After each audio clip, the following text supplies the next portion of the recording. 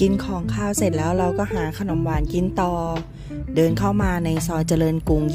22จะเจอร้านขนมปังปิ้งเตาถ่านอยู่ร้านนี้เมนูเด็ดคือ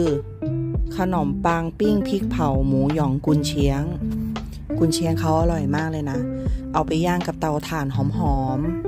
ๆราคาไม่แพงด้วยขายทุกวันนะ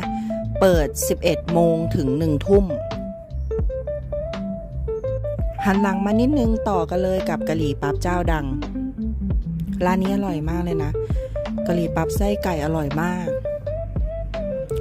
มีไส้ไก่แล้วก็มีไส้หวานกล่องละ55 บาทวันหนึ่งเขาขายออกหลายกล่องมากมีคนมาต่อคิวเต็มเลย